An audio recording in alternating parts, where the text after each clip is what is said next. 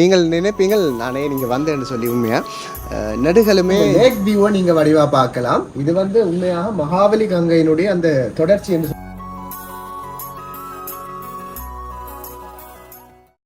இவருக்கு ஒரு டவுட், இவர் உண்மையாக மீட்டிங் இருக்குதோன்னு சொல்லிட்டு இவர் அந்த குறிப்பிட்ட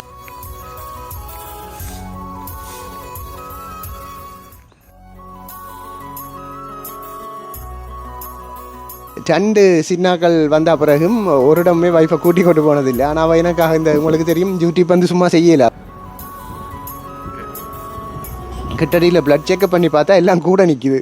இது எனக்கு ஒரு திடீரென இந்த யூடியூப்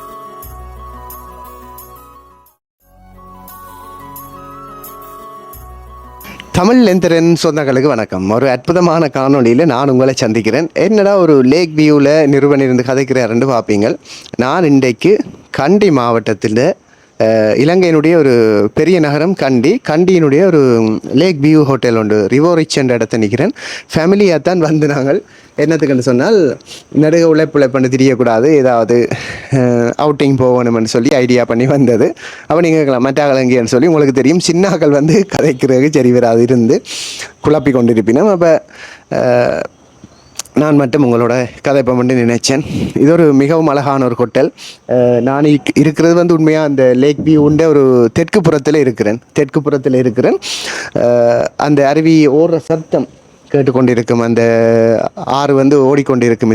இது ஒரு லேக் தான், இதால் ஓடிக்கொண்டிருக்குமே தவிர மிளகுல இருந்து வடிகிற மாதிரியான வியூ வராது.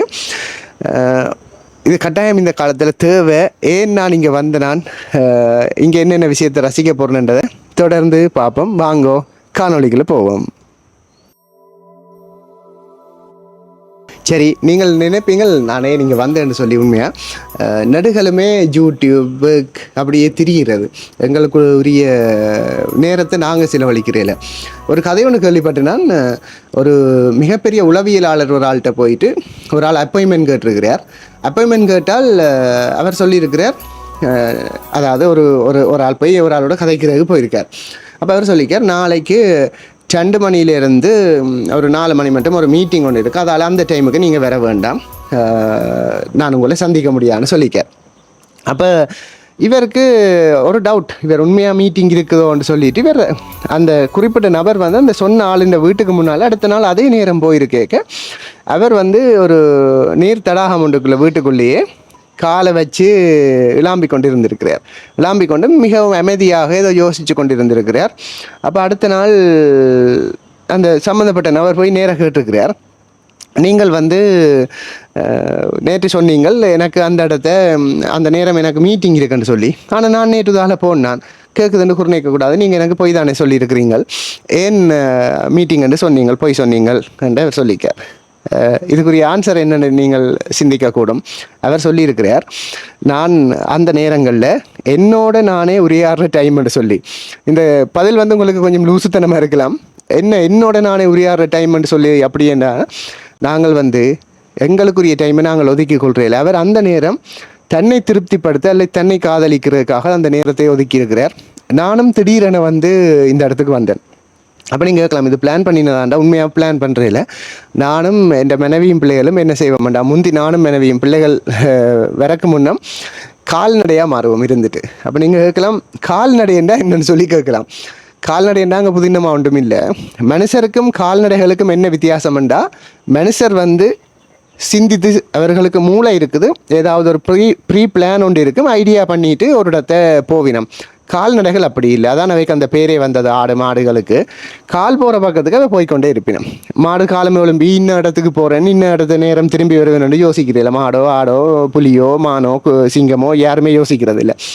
நாங்கள் இந்த என்ன சொல்கிறது ஹெக்டிக்கான டைமில் நாங்களும் கால்நடைகளாக மாற வேண்டியிருக்கு. அப்போ நான் திடீரென நேற்று யோசித்தேன், வீக்கெண்டில் எப்பயாவது பைஃபாக்களையும் கூட்டிக் கொண்டு ஃபஸ்ட் வவுனியா மட்டும் போவோம். வவுனியாவுக்கு பிறகு யோசிப்போம் பிள்ளைகள நடவடிக்கைகளையும் பார்த்தேன். என்னென்னு சொன்னால், நான் 2 சின்னாக்கள் வந்த பிறகும் ஒரு இடமே வைஃபை கூட்டி கொண்டு போனதில்லை. ஆனால் அவள் எனக்காக இந்த உங்களுக்கு தெரியும் யூடியூப் சும்மா செய்யலாது.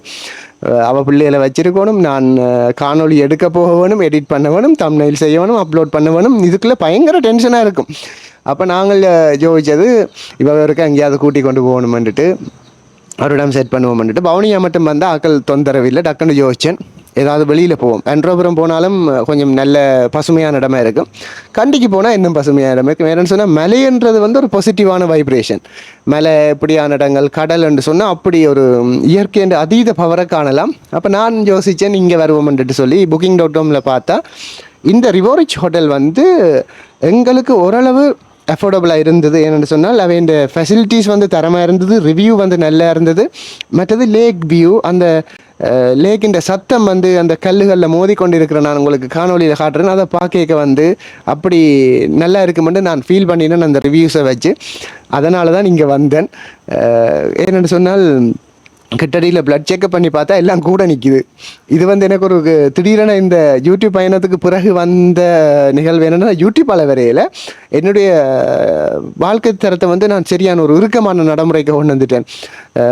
அரச பணியையும் செய்ய வேணும் சரியான முறையில், அதை சரியான முறையில் செய்ய வேணுமென்றதுக்காக நான் எனக்கு சரியான முறையில் வேலை செய்யக்கூடிய ஒரு இடத்துக்கு இடமாற்றத்தையும் பட்டு வந்துட்டேன். அதே நேரம் யூடியூப் செய்கிறது, அதை விட ஒரு ஃபினான்ஸ்லேயும் ஒர்க் பண்ணுறேன். ஸோ எல்லாத்தையும் பேலன்ஸாக கொண்டு போகணுமென்ட்டு திரிஞ்சால் படுக்க 1 மணி ஆகுது, காலம் எழும்ப 5 மணி ஆகுது. என்னுடைய உணவு பேட்டர்ன் எல்லாமே மாறிட்டுது. நான் சாப்பிட்ற சாப்பாடு எல்லாமே வந்து கூட ஃபாஸ்ட் ஃபுட்டும் கூட ஆயில் இருக்கிறதால கொலஸ்ட்ரால் எல்லாம் கூட வந்துட்டுது. அப்போ இது குறைக்கிறது எனக்கு பெரிய விஷயம் இல்லை. நான் இதுக்கு மருந்தெடுக்க போகிறது இல்லை. இதுக்குரிய பெஸ்ட் ஹீலர் வந்து எங்கட நாட்டிலே இருக்குது, இந்த இடம்தான். இப்படி நிறைய இடங்கள் இருக்குது. இயற்கையை போல ஒரு மருத்துவர் இல்லை. அப்போ நான் இங்கே வருவம் மட்டும் யோசிச்சு திடீரென வந்தது, கால்நடையாக வந்தது. அதாவது நடந்து வரையில் கால்நடை போல சிந்திச்சு வந்தது. இந்த இடம் எப்படி இருக்குது, இந்த அழகு எப்படி இருக்குன்னு காட்டுறேன். இப்போ இந்த ஹோட்டலினுடைய அந்த லேக் வியூவை நீங்கள் வடிவாக பார்க்கலாம். இது வந்து உண்மையாக மகாபலி கங்கையினுடைய அந்த தொடர்ச்சி என்று சொல்லிடும். இந்த மலைத்தொடருக்கு பக்கத்து இதில் இருந்து அந்த சாப்பிட்றது, சின்னாக்களோட விளையாடுறது எல்லாம் வந்து ஒரு பெரிய ஒரு சொர்க்கம் மாதிரி தான் உண்மையா. என்னன்னு சொன்னால் இந்த இடத்துக்குன்னு சொல்லி ஒரு தனி காசு பாருங்க இவ்வளவு அழகா இருக்குன்னு சொல்லி. இப்ப வந்து காலை வேலையன்றைக்கு இன்னும் கொஞ்சம் அந்த மாதிரி இருக்குது.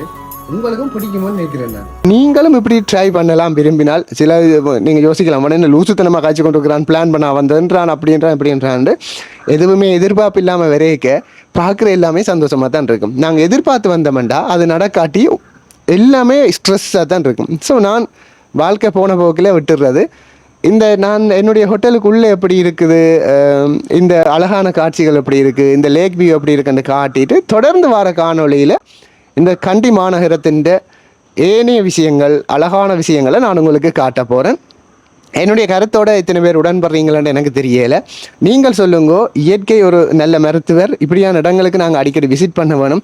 நாங்கள் சும்மா கனவு காணுவோம், லண்டனுக்கு போகணும், கனடாவுக்கு போகணுமென்று. எங்களுடைய நாட்டில் எவ்வளோ அழகான இடங்கள் இருக்குது. நாங்கள் உண்மையை அதுகளை பார்க்க தவற விடுறோம். பெரிய செலவெல்லாம் இல்லை, ஒரு பஸ்ஸில் ஏறிட்டா போயிடுச்சு. என்ன சின்னாக்களோட கொஞ்சம் கரைச்சல். அண்மையில் நான் தவற விட்ட ருட்டீன்னு சொன்னால், முந்தி வந்து நாங்கள் 2 பேருமே, நானும் சிவானியும் எல்லா இடமும் திரிவோம். இப்போ கொஞ்ச நாளாக சின்னாக்கள் வந்து உங்களுக்கு தெரியும்.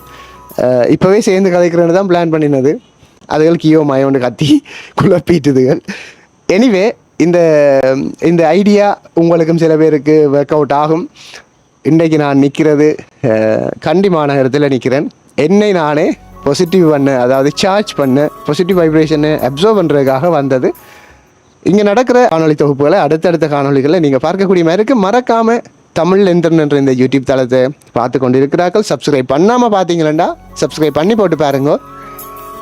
அதோட மறக்காமல் உங்களோட கருத்துக்களையும் எங்களை தெரிவித்து கொள்ளுங்க. காணொலியை லைக் செய்து விடுங்க. இனி அடுத்தடுத்த காணொலிகளில் சந்திப்போம். பாய் பாய், டாடா.